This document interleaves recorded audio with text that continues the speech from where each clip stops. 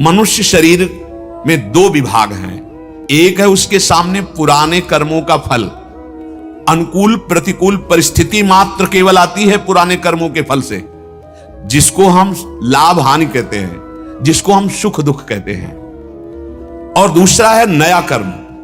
नए कर्म के अनुसार हम अपने भविष्य का निर्माण करते हैं। पशु पक्षी देवता ये नहीं, वहां केवल क्षीण हो रहा है, पाप क्षीण हो रहा है, पुण्य क्षीण हो रहा है। यहां हमारे सामने दो परिस्थिति आती है, एक अनुकूल एक प्रतिकूल, जो हमारे पाप और पुण्य के अनुसार जो शरीर बना है उसके भोगने में। अब हम स्वतंत्र हैं, हम उन परिस्थितियों में पिसे नहीं। दुख आ गया है तो हम पशु की तरह उसमें डूब न जाएं, अनुकूलता आ गई तो हम पशु की तरह इतने फूल न जाएं कि प्रभु को भूल जाएं, हमारा कर्तव्य क्या है इसको भूल जाएं। प्राय ऐसा ही होता है, हर्षित हुए तो इतने हर्षित हुए कि भूल गए, और दुख पड़ा तो इतने दुखी हुए, शोकित हो गए कि जीना मुश्किल हो गया। ये अध्यात्म का प्रवेश नहीं हुआ आपके हृदय में ज्ञान का, इसलिए ऐसा है। आप कौन है समझिए, आपको कौन सी योनि मिली है। इस योनि की वंदना देवता भी कहते हैं। बड़े भाग मानुष तन पाओ, सुर दुर्लभ, देवताओं को दुर्लभ। तो भाई क्या भोग तुम्हारे पास श्रेष्ठ है जो देवताओं के पास उनको दुर्लभता। यहां का कोई बहुत अच्छा जितेंद्रीय मनोनिग्रही वहां का थोड़ा सा एक भोग उपस्थित हो जाए तो विचलित करने की सामर्थ्य रखता है। क्या भोगों के भोगने के कारण इसको कहा गया क्या कि सुर दुर्लभ? नहीं, भगवत प्राप्ति के लिए नवीन अनुष्ठान करके, सारे संचित कर्मों को भस्म करके, और हम अपने प्रारब्ध को सहने की क्षमता प्राप्त करके इस जन्म को आखिरी जन्म करें। ये मनुष्य जन्म का भविष्य का निर्माण कैसे होगा? शास्त्र और संतों के संग से। दो पर रुचि नहीं रह गई आज की समाज की। हमारे ब्रह्म ऋषियों ने, भगवान ने जो शास्त्र की रचना की, बैठकर 10 मिनट एकांत स्वाध्याय करने की वृत्ति नहीं रह गई, क्योंकि मोबाइल ऐसी सृष्टि हो गई, सारा समय उसी में। चलो अहोभाग्य हैं जो मोबाइल से सतशास्त्रों की बातें, संतों की बातें सुनते हैं तो सदुपयोग हो जाएगा, लेकिन दुरुपयोग ना होने पावे तो सावधानी, ये आपको आगे बढ़ा देगी। सब कुछ है उसी में। अगर आपको संतों का संग मिल गया और शास्त्रों की ज्ञान भरी वार्ता सुनने को मिली, तो तुम्हें पता चल गया कि क्या करना चाहिए और क्या नहीं करना चाहिए। अब आप शास्त्र अनुशासन, गुरु अनुशासन से चलें तो आपको बल मिलेगा, अध्यात्म बल, और आप अपने मन को दुर्वासनाओं से, गलत कर्मों से बचा लोगे। गलत कर्मों से जहां बचाया और पवित्र कर्म हुए तो पवित्र कर्म का एक प्रभाव होता है, आपका हृदय निर्मल होने लगेगा और अध्यात्म मार्ग दिखाई देने लगेगा। अध्यात्म का मार्ग अंदर प्रकाशित होता है। देखो, हमें जाना बिहारी जी है और हम बहुत दौड़ रहे हैं विपरीत दिशा में, छठी कला की तरफ, तो उस दौड़ने की प्रशंसा होगी क्या? वो अज्ञानी प्रशंसा करे, क्या बात है, कितना अपने लक्ष्य की तरफ दौड़ रहा है। नहीं, लक्ष्य तो उसका बिहारी जी थे, वो गलत दिशा में जा रहा है, उसकी दौड़ का कोई महत्व नहीं, और एक आराम से लेट लेट के जा रहा है, लेकिन बिहारी जी की तरफ जा रहा है, पूरा ऐसे पहुंच जाएगा। हर कदम उसका लक्ष्य की तरफ बढ़ रहा है और हर कदम उसका बड़ी तीव्रता से बढ़ रहा है, फिर लक्ष्य के विरुद्ध चल रहा है। आंतरिक लक्ष्य बिना सत्संग के दृढ़ नहीं होता। कल की चर्चा में था, जैसे महान जलाशय के प्राप्त होने के बाद फिर छोटे छोटे गड्ढों का महत्व नहीं रह जाता, ऐसे ही महान भगवत आश्रय, परमात्मा आश्रय होने पर फिर अन्य आश्रय सब छूट जाता है। नाना प्रकार के पुण्यानुष्ठान, कर्मानुष्ठान, सब इनका आश्रय छूट जाता है और जीवन में ये सब होता रहता है, लेकिन आश्रय केवल प्रभु का रहता है। मनुष्य पुरुषार्थ के लिए मिला, केवल पुरुषार्थ के लिए। 4 पुरुषार्थ रखे गए हैं, धर्म, अर्थ, काम, मोक्ष। अगर धर्म से आप अर्थ कमाएंगे तो तुम्हारे अंदर पवित्र कामनाएं होंगी, पवित्र कामनाओं की पूर्ति होगी तो मोक्ष की तरफ चढ़ पड़ोगे। और धर्म हटा दिया, केवल अर्थ आज सामने रखा जाता है। पहले क्या है? धर्म, फिर है अर्थ। धर्म की सीमा के अंतर्गत अर्थ को प्राप्त करो। अब क्या है? धर्म को एकदम हटा दिया, अब रह गया अर्थ। तो अर्थ जो कामनाएं पैदा करता है वो आसुरी भाव की करता है। तो इधर धर्म हटा, इधर मोक्ष हटा, अब 2 बातें रह गई। पुरुषार्थ तो कर ही रहे हैं, लेकिन पुरुषार्थ के प्रथम सीढ़ी और अंतिम बात 2 को हटा दिया गया है। केवल अर्थ और कामनाओं की पूर्ति रह गई। देख लीजिए आप हृदय में विचार करके, खूब अर्थ कमाएं और मनमानी कामनाओं की पूर्ति करें, उनको भोगें, तो पहला धर्म चला गया और पीछे जो परिणाम आना चाहिए मोक्ष हट गया। अब बार बार जन्म, बार बार मरण, वही दुर्गति। पुरुषार्थ के लिए मानव देह मिला है, नए कर्म करने के लिए मनुष्य शरीर स्वतंत्र है, इसमें प्रारब्ध कुछ नहीं कर सकता। आप अपने कर्तव्य को, इसमें ये नहीं कि जो होना होगा सो हो जाएगा प्रारब्ध में, ये पशुता की बुद्धि है, ये पशुओं में लागू होता है, मनुष्य में नहीं। एक असफलता हमको निराश कर दे, नहीं, 1000 असफलताएं हमको निराश नहीं करेंगे। हम अविनाशी के बच्चा हैं, एक बार हम कमर कस ले, असफलता, हर असफलता हमको सावधानी देती है, कहां चूक हो गई, कहां चूक हो गई, और हम उस चूक को सुधार कर हम आखिरी मंजिल तक पहुंचेंगे। नहीं पहुंच पाए तो मंजिल हमारे सामने आ जाएगी। इस शब्द पर ध्यान दीजिए, हम प्रभु की तरफ चले हैं तो उनके वचन याद कीजिए, नामे भक्ता प्रणश्यति। हम नहीं पहुंच पाए तो वो आ जाएंगे हमारे पास, वो आना उन्हीं को पड़ेगा, हमारी इतनी चाल जोर की नहीं है, उनको आना पड़ेगा, और वो आते हैं, वो आते हैं। आप पुकारते रहिए, चिंता मत कीजिए। अब वो अंतिम विषय ऐसा तो नहीं है कि सर्टिफिकेट बन गई हो दिखा दिया जाए, नहीं, वो जाने मोरी छाती, वो हृदय जानता है, आपका हृदय गवाही होगा पर बता नहीं पाओगे। विश्वास कीजिए, जब वास्तविक बात आएगी तो बता नहीं पाओगे, उसको प्रमाण नहीं दे सकते। ये कोई डिग्री नहीं है, ये डिग्री नहीं। हाँ, बाहरी क्रियाओं को आप डिग्री बना सकते हैं। इतने दिन से भोजन नहीं पाया, इतने दिन से ये नहीं किया, ये नहीं किया, ये नहीं किया, ये सब बाहरी प्रकृतिजन्य शरीर प्राणों की वार्ता हो रही है, अध्यात्म की नहीं। अध्यात्म इनके छोड़ने की है, स्थूल सूक्ष्म कारण, और यहां सारी चर्चा स्थूल की क्रियाओं की, वो चाहे जिस रूप में हम प्रकाशित करें वो प्रकृति जन्य ही है, परमात्म जन्य आंतरिक। इनको छोड़ के आगे बढ़ना, इनको छोड़ना ही अपने में स्थित हो जाना है। बड़ा सूक्ष्म अध्यात्म मार्ग। पिछले कर्मों का फल दुख सुख रूप में आएगा, तुम्हें बदलने में प्रयोग नहीं करना अपने भजन को, आदेश हो रहा है। तुम भगवत भजन इतना बढ़ा दो कि वो दुख तुम्हें परास्त न कर पावे और सुख तुम्हें अभिमान में ना लेने, इतना हर्षित ना होने पाओ कि आप मर्यादा भूल जाओ। देखो, किसी भी कार्य में जब चलो आप तो एक बिंदु रखो कि 99% तो हम विजय का प्रयास कर रहे हैं, पर 1% अगर हम असफल हो गए तो उसी समय हृदय में जोश आना चाहिए, फिर अगली बार प्रयास करेंगे। तो एक पॉइंट में आपने अपने को मजबूत कर लिया। पर हम क्या करते हैं कि पूरा, और जब असफलता आती है वो फिर निराश हो जाता है। अब क्या नहीं निराश होना, ये क्या हमारा जीवन था सफलता? नहीं, जीवन की हमारी सफलता को कोई नहीं रोक सकता। हार हमको विजय की तरफ पहुंचाएगी। बस थोड़ा समझना अध्यात्म को है। हम अध्यात्म को तो समझते नहीं, सीधे केवल विषम संसार की प्रकृति परिस्थितियों में अब प्रतिकूलता आई तो हम बहुत निराश हो, हताश। ये निराशा खोखला कर देगी आपको, ये निराशा आपको जीना मुश्किल कर देगी। नहीं, ये निराशा हमें धारण नहीं करनी। भगवान वर्णन कर रहे हैं, अनुकूल प्रतिकूल दो ही परिस्थितियां पैदा करेंगे तुम्हारे पूर्व के कर्म, लेकिन तुम इनको बदल नहीं, इनको सहना सीखो। नहीं तो जो आगे भजन कर रहे हो इनके बदलने में लगाओगे तो तुम्हारे पास रह क्या जाएगा। हमारी यात्रा के लिए पूंजी तैयार करनी है। इसलिए जो बड़े बड़े संत महाभागवत जन देखे गए कि बड़ा कष्ट पा रहे हैं, और तो लगता है इनके भजन का इनको क्या प्रभाव मिला। 3 परिक्रमा गिरिराज जी की और 108 गोपाल शास्त्र नाम के पाठ रोज करते थे एक संत भगवान। सोचो जरा क्या साधना, 108 गोपाल शास्त्र नाम और परिक्रमा 3 गिरिराज जी की, और उनको लकवा मार गए, ओ पैरालिस क्या कहे, हाँ ऐसे आधे शरीर में। तो पूज्यपाद उड़िया बाबा हरि बाबा उस समय प्रगट रूप से विराजमान थे। जो सुना तो गए दोनों महापुरुष, और जाकर के बैठे और कहा, बाबा मुझे पता है, आप संकल्प कर लो तो विश्व का पैरालिस ठीक हो जाए, पूरे विश्व का। आप इतने परम धनी हैं और आप ऐसे कष्ट को तो बोले विनोद कर रहे हो ना, क्योंकि दोनों महापुरुष थे, विनोद कर रहे हो ना। अरे बाबा, मच्छर मारने के लिए ब्रह्मास्त्र का प्रयोग नहीं होता, ये तो शरीर में आया है, भोग लेते हैं, इसके लिए भजन का प्रयोग नहीं। ये चतुर सुजान रामई भजे चतुर, ये नाशवान है, आज नहीं तो कल छूटेगा। इसके लिए हमें भजन नहीं, हमें भजन प्रभु की प्राप्ति के लिए करना है।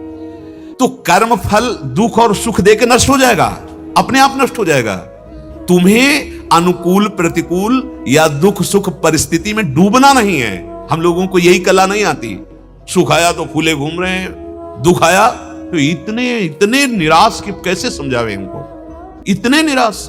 नहीं नहीं, निराशा हमें खोखला कर देगी, हमें मतलब जीते जी एकदम असमर्थ कर देगी। ये निराशा को छूने मत दो।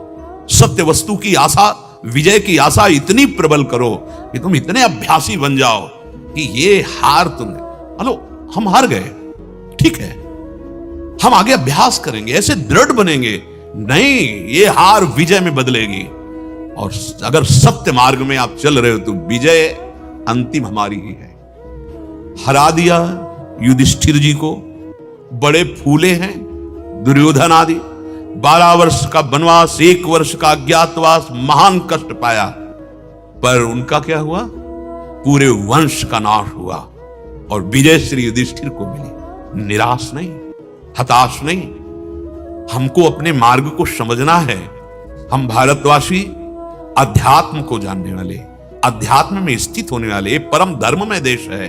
जय और पराजय ये पहलू हैं, दिन और रात जैसे है। ठीक है, हो गई, हमें फिर मजबूत बनना है। हमें निराशा नहीं और एक दूसरे को उत्साहवर्धन करना चाहिए। ये नहीं कि पढ़ाई में कोई फेल हो गया तो घर वाले उसको इतना भार दे दें कि वो अपनी हार को पूरी हार मान जाए। किसी भी विषय में, चाहे वो किसानी हो, व्यापार हो, नौकरी हो, क्रीड़ा हो, पढ़ाई हो, अध्यात्म हो, हाँ फिसल सकते हैं अध्यात्म में। अरे तुम्हारी माया बाजी पसारी विचित्र, सुनमुनि मोहे काकी कोड़, बड़ी विचित्र माया, दैवी हेसा गुणमयी मम माया दुरत्या। अध्यात्म में भी फिसल सकता है। तो फिसल गए तो इसका मतलब हार गए, हम गिर गए, हम बेकार हो गए। नहीं नहीं, हम उस जगह को देखेंगे कि हारे तो कैसे हारे, हमारी फिसलन चूक क्या हुई, क्या हमारे अभ्यास में कमी हुई, हमारी सावधानी में कमी हुई, हम उसको सुधारें, आगे बढ़े। ये मानव देह केवल दुख सुख भोगने के लिए नहीं है। विश्वास कीजिए, आप इतने महान हैं कि दुख सुख आपको छू ही नहीं सकता। आपने दुख सुख को पकड़ रखा है।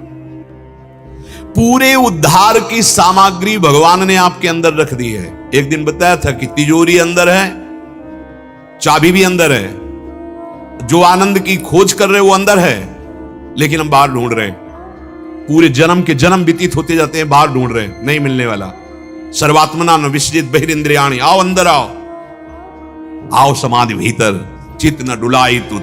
स्वामी जी अंदर तो आप माल भरा हुआ है। आनंद सिंधु मध्य तो वासा, तू आनंद के कण खोज रहा है, आनंद समुद्र तेरे अंदर विराजमान है। हम लोग बहुत जल्दी निराश हो जाते हैं, बहुत जल्दी फूल जाते हैं। ऐसा नहीं होना चाहिए, धैर्यवान बनना चाहिए।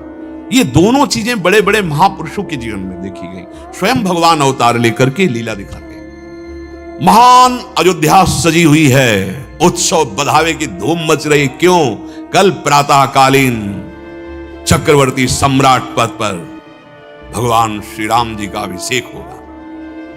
भगवान ने भी सुना, तैयारियां हो रही हैं, सब सामग्री तैयार कर ली गई है। बड़े बड़े विप्र ब्राह्मण वेदज्ञ सब उपस्थित होकर के विधान बना रहे हैं। इधर बदला पहलू, महाराज दशरथ जी के भाग्य का पहलू बदला। कितना फूले हुए हैं दशरथ जी, बहुत प्यार सबसे ज्यादा कैकेयी जी को करते हैं, इसलिए सबसे पहले कैकेयी जी के महल में जा रहे हैं। अब यहां बदल रहा है, प्रारब्ध बदल रहा है। बड़ा विचित्र कर्म का हल होता है। प्रारब्ध बदल रहा है महाराज का, बड़े आनंद में उमगते हुए जा रहे। जीव ही कैकेयी के भवन में, तो वहां का वातावरण देखा कि हमारे प्राणप्रिय रघुनाथ के तिलक की बात सुनकर के यहां उत्सव नहीं है, यहां सब निराश दास दासियां। महारानी कहां है? कोप भवन। कोप भवन सुनते ही जैसे धरती खिसक गई हो पैरों। कोप, क्योंकि अतिशय प्यार करते थे। कोप भवन जाने का क्या मतलब हो सकता है? नजदीक गए, देखा मलिन वस्त्र धारण किए, मानो रूस गई हो ऐसे। प्रिय, इस समय तुम्हें रूसने का अवसर? अरे तुम्हारे को राम जी तो प्राणों से भी अधिक प्रिय है। हमने देखा है कई बार कि तुम राम चर्चा करते हुए अश्रु प्रवाह करने लगती हो, और उन्हीं मेरे और तुम्हारे प्राण प्रिय राम का प्रातःकालीन राज्याभिषेक है और तुम ऐसे मलिन वस्त्र धारण करके कोप कर रही हो। कारण क्या हो सकता है? कारण आप हैं। आपने कहा था वरदान, ओ मेरा भूलने का स्वभाव है। 1 वरदान, 2 वरदान, 4 वरदान, जो तू मांगे अगर कह दे तो मैं बलपूर्वक किसी देवता का भी वध कर सकता हूं। क्योंकि इनको आमंत्रित किया जाता था, देवता अपने पक्ष में लेकर असुरों से युद्ध करते थे। महाबली थे दशरथ जी महाराज। तुम कहो किसको जीवन दान दे दे, तुम जो कहो कर दे, लेकिन इस समय उदास होने की जरूरत नहीं। हां तो सुनो, मैं 2 वरदान मांगा। श्री राम को 14 वर्ष का वनवास और भरत को इस राजगद्दी पर अभिषेक।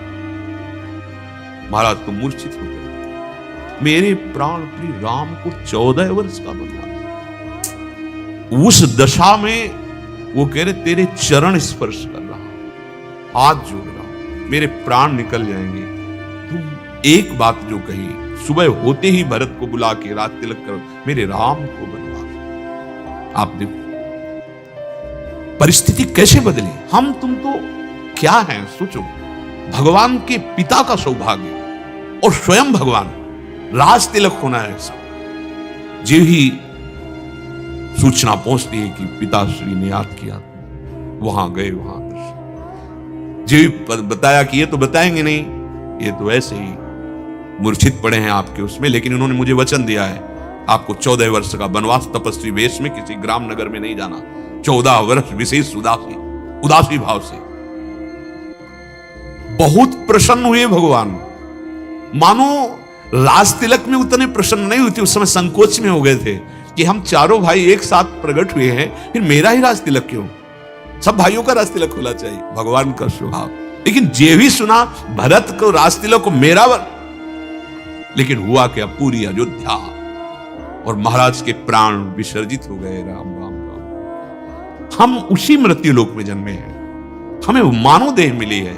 ये दुख सुख आएगा, आप इसके प्रति सावधान पहले से रहें। सुख में इतने ना भूल जाएं कि आगे दुख आने वाला है, दुख में इतने ना डूब जाएं, चिंता मत करो आगे सुख आने वाला है। और हमें तो लगता है कि ऐसे बलवान बनो कि ये सुख दुख का सदुपयोग कर लो। दुख आया है, भगवान ने कृपा की, मेरे किसी पाप का मोचन हो रहा है और हम नाम जप करके उसे सह लेते हैं। सुख आया है, उसे 4 लोगों की सेवा में बांट देते हैं। भगवान ने मुझे सौभाग्य दिया है तो 4 मिल करके उस सुख का उपभोग। अगर हम उसके भोक्ता बनेंगे तो दुख का भोग हमें करना ही पड़ेगा। एक विशेष बात समझने की है कि मनुष्य जीवन में प्रारब्ध के अनुसार जो शुभ या अशुभ परिस्थिति आती है, जो सुख और दुख प्रदान करती है, वास्तव में देखा जाए अगर आप उसका भोग ना करें तो ये सुख और दुख आपको व्यापेंगे ही नहीं। अरे जब किसी अग्नेय अस्त्र, वरुणास्त्र, वायुआस्त्र, दिव्यास्त्र की पहुंच नहीं है आप तक, तो सुख दुख कैसे पहुंच जाएंगे? हम लोग उसके इतने भोक्ता बन चुके हैं कि यही हमारा जीवन हो गया है। थोड़ी सी व्यापार में हानि, हम अपने प्राणों को त्याग देते हैं। एक फसल नष्ट हो गई तो हम अपने को एकदम जीवन व्यर्थ समझ लेते हैं। एक क्लास में हम फेल हो गए तो नहीं भाई नहीं, ये जीवन अमोघ पदवी प्राप्त कराने के लिए तुम कहां छोटी छोटी विषयों में फंसकर आप इतने निराश हो गए। हर विजय प्राप्त होगी, आप विश्वास करो। केवल आप थोड़ा अध्यात्म को समझें, थोड़ा धैर्यवान बने। दुख की बात कहो तो देखो, देवकी वसुदेव जी भगवान के माता पिता बनने का सौभाग्य प्राप्त। सर्वलोक महेश्वर पधार रहे हैं, लेकिन कहां? कड़े शासन में राक्षसी प्रवृत्ति के पहरेदार कंस के हथकड़ी बेड़ी जकड़ी हुई। आ कौन रहे? समस्त भवबंधन से मुक्त करने वाले प्रभु। ऐसा तो किसी का जन्म नहीं होता होगा। विचार करके देखो, भगवान स्वयं जब अवतरित हुए हैं तो लीला करके दिखाया है, यहां 2 पहलू हैं, दुख और सुख, दोनों देखने को मिले। भगवान स्वयं विजयश्री हैं, लेकिन रण छोड़ भी नाम पड़ा है, लीला करके दिखाया है। वो कई बार आक्रमण कर चुका था जरासंध, और इतने में ही देवर्षि नारद जी से पता पूछ के कि कोई मेरे समान योद्धा है। उस काल यवन, उसने बहुत से करोड़ों म्लेच्छों को लेकर चढ़ाई कर दी द्वारिका में। अब श्री भगवान तो सर्वसमर्थ है ना, लेकिन एक नाम रखवाने के लिए भाग पड़े। रणछोड़ भगवान की जय बोला जाता है ना। हाँ, काहे के लिए? बड़ा रहस्य होता है भगवान की लीला में। मुचकुंद जी को अपना साक्षात्कार करवाना है और मुचकुंद की दृष्टि से उसको भस्म करवाना है। भाग पड़े वो कह रहा है, रुको रुको वासुदेव, तुम्हारा बड़ा यश है, जरा हमसे लड़के तुम भाग क्यों रहे हो? और पीतांबर फहराते हुए ठाकुर जी भाग रहे, और पीछे ललकार रहा है। भागते हुए उसी गुफा में गए जहां मुचकुंद महाराज देवताओं के साथ युद्ध सहयोग करके युद्ध में असुरों पर विजय प्राप्त कराई थी। तो देवताओं ने कहा, आप जो वरदान मांगे। बोले, मुझे आपसे कुछ और नहीं चाहिए, मुझे नींद लग रही, मैं बहुत थका हूं, मैं सो जाऊं और मुझे कोई विक्षेप ना पहुंचाए। तो उन्होंने कहा, जो तुम्हें विक्षेप पहुंचाएगा दृष्टि खुलते ही भस्म हो जाएगा। आराम से गुफा में सो रहे थे, भगवान गए अपना पीतांबर उड़ा दिए। अब वो आया और देखा कि देखो, मुझे तो दौड़ा दौड़ा कर थका दिया और लड़ा है ले, अपना आके यहां सो रहा है। एक लात मारी, जे ही लात मारी तो आंख खोल के देखो भस्म हो गया। अब जब भस्म हो गया तो आप प्रकट हुए, निहाल कर दिया मुचकुंद जी को, स्तवन किया, परिचय भगवान ने अपना दिया। फिर भगवान ने कहा कि तुम जिस इस रस को प्राप्त किए हो, यही जगत में अन्य जीवों को भी प्रदान करो, इसलिए तुम्हें एक जन्म और लेना पड़ेगा। तो नरसिंह मेहता जी के रूप में वही मुचकुंद जी प्रकट हुए। भगवान का नाम रणछोड़ पड़ा। देखो, ये मृत्यु लोक की लीला है। जब आप पर्दे पे कोई सीन देखते हैं तो उसमें सुख दुख का अनुभव नहीं करते हैं। आपको पता है झूठा है, ये झूठा खेल चल रहा है। तुम सच्चिदानंद प्रभु के सच्चिदानंद अंश हो, तुम इस झूठे खेल को इतना सत्य मान लेते हो कि आप इतना दुखी हो जाते हो, इतना निराश हो जाते हो। नहीं, इसीलिए अध्यात्म की जरूरत है। हर बुद्धि में अध्यात्म योग होना आवश्यक है। अगर बुद्धि में अध्यात्म योग नहीं है तो ये बहुत दुखी करता है संसार। ये विषम है, ये कभी एक रस रह ही नहीं सकता। नहीं रे, सब दिन होत न एक समान, किसी के नहीं हुए, किसी के नहीं हुए। सदैव विजय किसी का वर्णन नहीं करती, सदैव हार में कोई नहीं बना रहता, ये चलता रहता है। इस पर थोड़ा दृष्टि डाली जाए। हम थोड़े थोड़े हार पर, थोड़े थोड़े विजय पर इतना निराश, इतना उदास, इतना हर्षित, इतना अभिमान नहीं। थोड़ा अध्यात्म को समझने की कोशिश करो। श्री भगवान कह रहे हैं, दुखी सुखी होना ये कर्म का फल नहीं, अज्ञान का फल है। भगवान ये दुखी सुखी, जैसे अब दुख आ गया है, अब राधा राधा राधा राधा क्यों आया है, कैसे जाएगा, हमको इस झंझट में नहीं फंसना। जैसी परिस्थिति दी उसमें हमें कैसे भजन करना है, कैसे अपने कर्तव्य कर्म को करना है, पक्का समझ लीजिए। आप यदि अपने सत्य मार्ग पे स्थित हैं तो कोई आपको दुखी नहीं कर सकता। अगर ये दुखी कर दे तो ये सब बंद हो जाए। आप ध्यान देना, ये अगर दुखी कर दे तो ये नहीं हो सकता भाई। कर्तव्य कर्म का पालन दुखी भाव से नहीं हो सकता और ना अभिमान भाव से हो सकता है। हर्ष शोक से कर्तव्य का पालन नहीं होता। कर्तव्य का पालन हर्ष और शोक दोनों को त्याग करके होता है। परिणाम क्या होगा हरि जाने।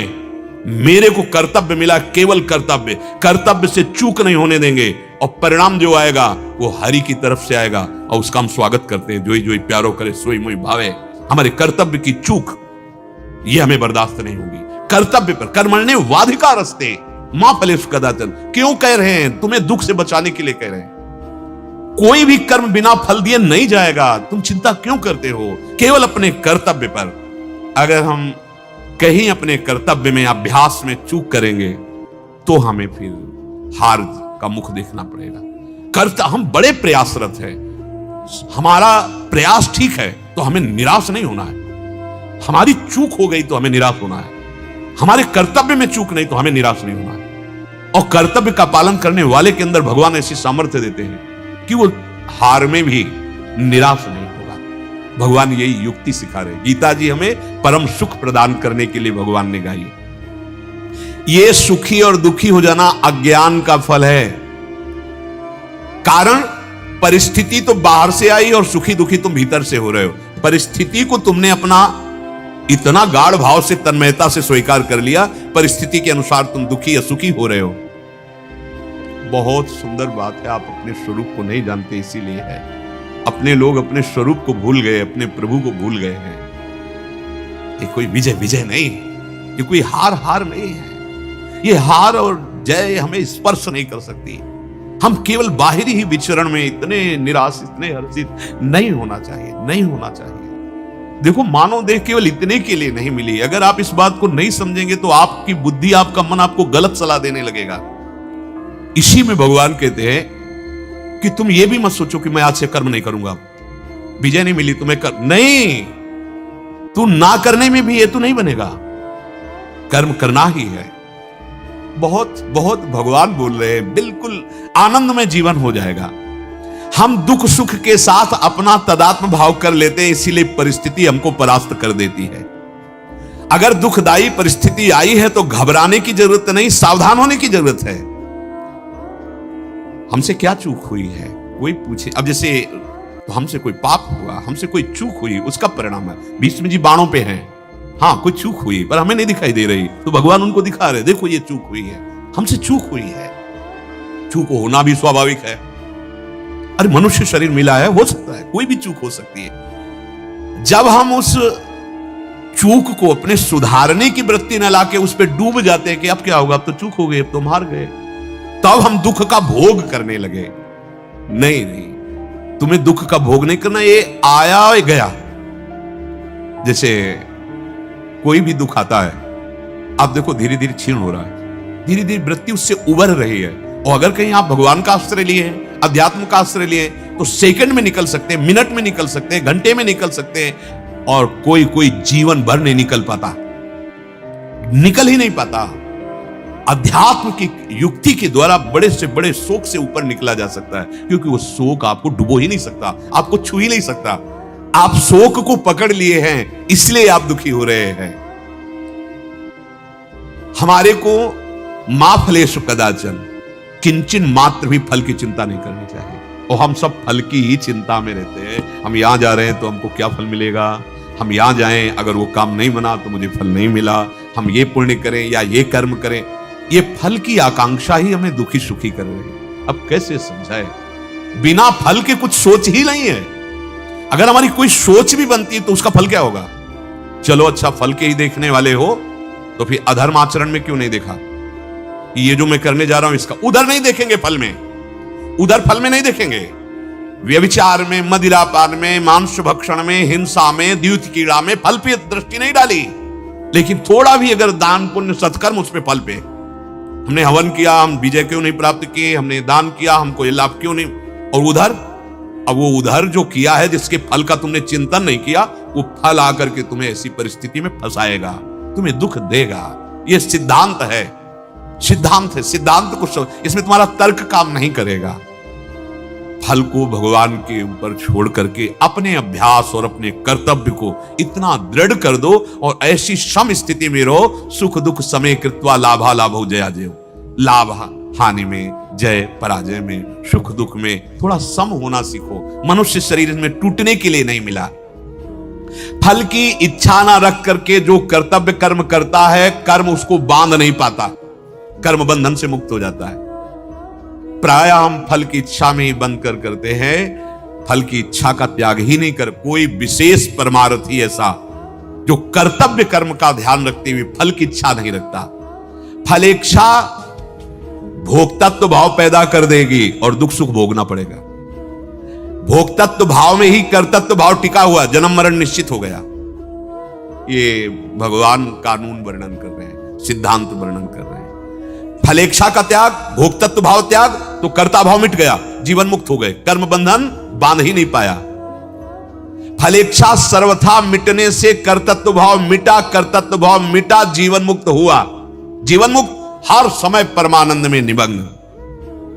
बड़ा गूढ़ विषय है। पर हम क्या करते हैं कि फलेच्छा का त्याग नहीं कर पाते तो भोक्तत्व अपने आप बन जाता, भोगना पड़ेगा। नहीं आए तो निराश हो गए, अश्रद्धा हो गई। हम कई बार प्रार्थना करते हैं कि कर्म करके फल को भगवान के ऊपर छोड़ दो। ठीक समझो, जो निर्णय होता है वो हमारे ही अभ्यास और कर्म का होता है, पक्का समझिए। कहीं भी कोई विजय प्राप्त करता है, उसका अभ्यास बहुत दृढ़ हो गया है, वो अभ्यास से आगे निकल रहा है। अभ्यास, उसमें आप ऐसी भावना न सोचे कि हम कोई ऐसा दान पुण्य की, वो एक अलग कर्म बन गया, वो आपका एक अलग कर्म बन गया। नहीं, आपकी अश्रद्धा हो जाएगी प्रभु में। हम अभ्यास से जो हमें जीतना है उसको हम सोचे कि यहां दान कर देते हैं और वहां हम विजय प्राप्त कर लेंगे, तो एक ही नया कर्म, शुभ कर्म आपका फलीभूत होगा आगे, लेकिन वर्तमान में वहां अभ्यास काम करेगा आपको। हम कभी गोली नहीं चलाई, जानते ही नहीं। अब हम मनाए कि प्रभु ये निशाना हमारा जो है ठीक लक्ष्य पे लग जाए, अभ्यास करो। और निशाना नहीं लगा तो हमें अश्रद्धा हो जाए, भगवान हमने कहा था तुमसे कि निशाना सही लग जाए। ऐसी मूर्खता, ऐसी अज्ञानता नहीं करनी है। जो अभ्यास, अर्जुन को क्या बोल रहे हैं भगवान? अभ्यास योग युक्त, सामने खड़े हैं सरकार। अभ्यास योग युक्त है ना, चेतसा नान्यगामिना, लक्ष्य पर आपकी दृष्टि रहे, दृढ़ अभ्यास रहे। बस यही बात समझिए। चाहे परमार्थ हो, चाहे पढ़ाई हो, चाहे व्यापार हो, चाहे नौकरी हो, चाहे कोई क्रीड़ा हो, अभ्यास, प्रमाद स्थिति नहीं, भोगों में मनोरंजन नहीं, अभ्यास। अभ्यास विजय दिलाएगा। यही अभ्यास भगवत स्वरूप है। भगवान की प्राप्ति के लिए भी कहा है कि मन को यदि मेरे में लगाना है तो दो उपाय हैं, वैराग्य और अभ्यास। अभ्यास में बाधा देने वाले से राग रहित हो और अभ्यास में दृढ़ हो जाओ। क्या नहीं प्राप्त हो सकता, क्या नहीं हो सकता। हमारी अभ्यास की इतनी प्रवीणता बन जाए कि जिस लक्ष्य पे हम लगे उसको हम पार करें, उस पर हम पहुंचे, निराश होने की जरूरत नहीं। श्री भगवान कह रहे हैं कर्मों में निष्कामता सिद्धि है, पर बहुत कठिन है। हम कोई भी कर्म बिना कामना के करते ही नहीं है, इसलिए बंधते चले जाते हैं। अभी अध्यात्म है, समझ, बिना फल दिए जाएगा ही नहीं, तुम्हें कामना करने की जरूरत ही नहीं है। पर कभी कभी ऐसा होता है कि ऐसे विशिष्ट अपराध होते, बड़े अपराध होते हैं जो हमारे बहुत साधन करने पर भी नष्ट नहीं होते, वो हमारे ऊपर हावी हो जाते हैं। फिर हमको लगता है कि हमारी साधना, हमारा भजन, हमारा साधन, अगर हम बाह्य सुख की आकांक्षा करते तो अश्रद्धा होने लगती है। हम आपसे प्रार्थना करते हैं, आप कभी अश्रद्धा मत करना, अपनी आस्तिकता की नींव को मत हिलने देना। यह आया हुआ प्रारब्ध नष्ट हो जाएगा। आप जो कर रहे हैं इसका महान फल मिलने वाला है। यह तत्कालिक क्रिया का फल नहीं मिलता है। तत्कालिक, अभी कोई हमारा कानून विरुद्ध आचरण बन जाए तो तुरंत थोड़ी फांसी पे चढ़ा दिया जाएगा।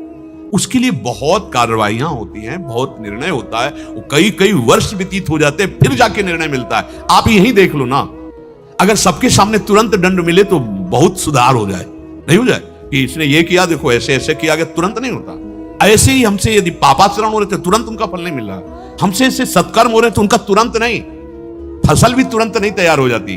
अरे तुरंत के लिए आपकी चित्तवृत्ति जिस सत्मार्ग में लगी है, आप थोड़ा धैर्य धारण करो, थोड़ा विश्वास करो, फल दिए बिना जाएगा ही नहीं। चाहे असत कर्म हो, चाहे सत्कर्म हो। पर अगर तुम फल के हेतु बन जाओगे तो बहुत निराश हो जाओगे, उदास हो जाओगे, हताश हो जाओगे, क्योंकि एक रस संसार नहीं है। कभी सुख, कभी दुख, कभी लाभ, कभी हानि, कभी जय, कभी पराजय। इन्हीं द्वंद्वों से जीतने के लिए अध्यात्म मार्ग है। शुभ क्रिया में फल की इच्छा यदि ना हो तो हर शुभ क्रिया भगवान की प्राप्ति कराने में समर्थ हो जाए। फल की इच्छा करते हैं तो उसका कुछ फल मिलकर के नष्ट हो जाता है। बहुत बड़ा लाभ है। पत्रम पुष्पम फलम तोयम, छोटी सी छोटी वस्तु भगवत प्राप्ति करा सकती है। पर हम लोग इतने शकामी हैं, इतने कामना में रत हैं कि हमको यह पता नहीं कि निष्काम का कितना महान फल मिलता है। इसलिए प्राय जब कोई प्रश्न करता है, बड़ा दुखी होकर प्रश्न करता, मैं उनका हित करता हूं, वो हमारे साथ ऐसा बर्ताव करते हैं। वो इतने कमजोर हृदय हमारे हो गए हैं अध्यात्म विद्या के बिना, अध्यात्म ज्ञान के बिना बहुत कमजोर हो गए हैं। श्री भगवान उसी शक्ति को जागृत करें जो आपके अंदर है। निष्काम में इतनी सामर्थ्य है कि आपको कोई दुखी कर ही नहीं सकता। हमारी कामना ही हमको दुखी करती है, सच्ची बात है। हमारी इच्छा नहीं है आपसे प्रशंसा सुनने की, तो आप निंदा करो, हमें दुख पहुंचेगा नहीं। हमारी इच्छा नहीं कि आप हमारा मान करें, तो आप अपमान करो, हमें दुख पहुंचेगा ही नहीं। और जब अगर कहीं भास भी हुआ अंदर दुख का, तो तुरंत विवेक जागृत हो जाएगा। मेरे किसी अपराध का मार्जन करने के लिए ये भगवान लीला कर रहे हैं। श्री भगवान कह रहे हैं योगस्थः कुरु कर्माणि संगम त्यक्त्वा धनंजय सिद्ध्य असिद्धयो समो भूत्वा समत्वम योग उच्यते। अब कैसे समझ में आएगी? सरकार कह रहे हैं कि हे धनंजय, तू आसक्ति का त्याग करके सिद्धि असिद्धि में सम, बहुत अभी प्रसन्न हो जाओगे। अखंड प्रसन्नता जागृत तभी होती है। इतने दिन हो गए भजन करते, अभी तो काम नहीं मिटा, अभी तो क्रोध नहीं मिटा, अभी तो ये नहीं मिटा। उधर देख काहे को रहे हो? उधर देखो प्रभु की तरफ, जिधर लक्ष्य बनाया है, राधा राधा राधा राधा। हम सत्य पे चल रहे, असत चेष्टा होने नहीं देंगे। और ये जो मन में कूड़ा करकट जागृत हो रहा है, जागते रहो, देखते हैं अपने आप नष्ट हो जाएगा, अपने आप समन हो जाएगा। भगवान आदेश कर रहे हैं, सिद्धि असिद्धि में संगम त्यक्त्वा। किसी भी कर्म को हम एकदम तदात्म भाव से करते हैं, अब तो ये मिलेगा ही, नहीं मिला फिर हालत क्या हो जाती है। भगवान युक्ति दे रहे हैं बचने के लिए। कर्म तो करना ही पड़ेगा, बिना कर्म किए कोई एक क्षण भी नहीं रह सकता। और वो कर्म हमें बांधता है, किससे? आसक्ति से, फल इच्छा से। तुम परमानंद स्वरूप हो, अगर कर्म बंधनों से मुक्त हो जाओ तो अभी निहाल हो जाओगे। कोई बाहरी सुख की जरूरत नहीं, अपने अंदर इतना सुख भरा हुआ है। भगवान के संगम त्यक्त्वा। किसी भी कर्म में, किसी भी कर्म के फल में, किसी भी देश, घटना, परिस्थिति, व्यक्ति, अंतःकरण, बहिकरण में यदि आसक्ति ना हो तो अभी जीवन मुक्त हो जाओ। अब यही समेटना कठिन पड़ रहा है। हम लोग बिखर गए हैं। बिखर गयो मन सिमटत नाही, इंद्रिन लीन्यो जीत। अब अध्यात्म का पता नहीं, इसलिए बातें समझ में नहीं आती। भगवान स्पष्ट कह रहे, कर्म करने में तेरा अधिकार है, फल में कभी तेरा अधिकार नहीं है। तू कर्म फल का हेतु मत बन, और कर्म ना करने में भी तेरी आसक्ति ना हो, तब तू संगम त्यक्त्वा स्थिति को आ जाएगा। अगर कोई व्यक्ति मिलता है तो उसका प्रभाव हमारे ऊपर पड़ता है, कोई पदार्थ देखते हैं उसका प्रभाव पड़ता है, कोई घटना देखते हैं उसका प्रभाव पड़ता है। ये कैसा तुम्हारा हृदय हो गया? हर संग का प्रभाव तो दुखी सुखी चिंतित क्लेशित अशांत जित संग दोषा। वास्तविक तेरी स्थिति है। कोई भी तुम्हारे स्वरूप को स्पर्श नहीं कर सकता। अब भूल के स्वरूप को देह में लगे हुए हर वस्तु आसक्ति कर रही, हर कर्म आसक्त, हर व्यक्ति आसक्त कर, हर घटना आसक्त कर रही। इस पर विचार, जो पवित्र थोड़ा भजन हो रहा है, बुद्धि पवित्र हुई, वही समझ सकते हैं। ये अंतःकरण या बहिकरण ये तू नहीं है, तेरी आसक्ति हो गई, इसीलिए तू दुख सुख भोग रहा है। वास्तविक तू निर्लिप्त है, निर्लिप्त हो जा। अंतःकरण धर्म में आसक्त, शरीर में आसक्त, इसीलिए दुखी सुखी एक एक वृत्ति जलाती है। बहुत विचित्र खेल है। छोटी छोटी बात, छोटे छोटा विषय एकदम चित्त में ऐसा छा जाता है, अब क्या। बहुत बहुत कमजोर हो गए हम लोग, अध्यात्म शक्ति विहीन हो गए। बड़ी दुर्दशा हृदय की हो रही है।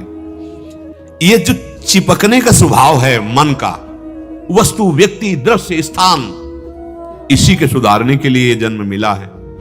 चिपकने का स्वभाव, आसक्ति का स्वभाव।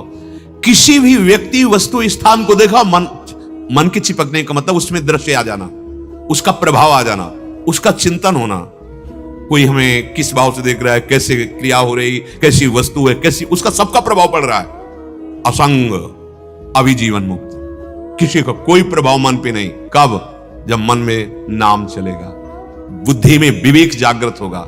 नहीं, ये पीस रहा है संसार भैया, सबको पीस रहा है, जल रहा है हृदय, आनंद सिंधु होकर जल रहा है। सिद्धियो असिद्धियो समो भूत्वा। साधक सावधान, भगवान वर्णन कर रहे हैं। तुम्हें चिंता नहीं करनी कि सिद्ध हुए कि नहीं हुए। हम ये जो कार्य कर रहे हैं, भजन कर रहे हैं, इसका लाभ मिल रहा है कि नहीं। तुम्हें इतना पता सत्य है, बस। तुम्हें इतना पता है गुरु का आदेश है, बस। तुम्हें इतना पता है शास्त्र आज्ञा कर रहा है, बस। फल से तुम निश्चिंत हो जाओ, सिद्धि असिद्धि में सम हो जाओ। यही स्थिति है, यही सिद्धावस्था है। खास बात समझो, जहां सम हुए, स्वरूप प्रकाशित हुआ, यही सिद्धावस्था है। जब तक विषम रहोगे, प्रकृति का आकर्षण आपको बख्शेगा नहीं। हमारा कार्य पूरा हुआ, कर्तव्य पूरा हुआ, फल नहीं मिला, हमें निराश नहीं होना। बार बार भगवान समझा रहे हैं। संसार की दृष्टि से फल नहीं मिला, पर आपको कर्तव्य का महान फल मिलेगा। आप विजय को प्राप्त होंगे, निराश नहीं होना। कर्म करने पर तेरा केवल लक्ष्य होना चाहिए। कोई तेरे कर्म करने पर आदर करे या निंदा, और देखो ये संसार है, जय होगी तो फूलमाला पहनाएगी, और पराजित हुआ तो ये नहीं देखेगा कि जी जान की ताकत लगाकर उसने कोशिश की, अभ्यास किया, नहीं सफलता हाथ लगी। असफलता में जो साथ दे वही सच्चा मित्र होता है। सफलता में तो सब साथ देने, पर पक्की बात समझ लो, असफलता में कोई बिरला ही साथ देता है, धैर्य बंधाता है, नहीं तो ये पता नहीं कि उसके हृदय में क्या हो रहा है, कितना उसने प्रयास किया, चाहे अध्यात्म में हो, चाहे पढ़ाई में हो, चाहे क्रीड़ा में हो, किसी भी खेल में हो। कोई भी चाहता है क्या पराजय? अभ्यास, उसकी पूरी कोशिश, अब परिणाम उसके अनुकूल नहीं आया, तो हम सबको चाहिए कि साथ देना चाहिए, एक दूसरे का उत्साहवर्धन करना चाहिए। लेकिन जिनको शुद्ध बुद्धि प्राप्त नहीं है, वो उत्साहवर्धन की जगह और निराश कर देते हैं।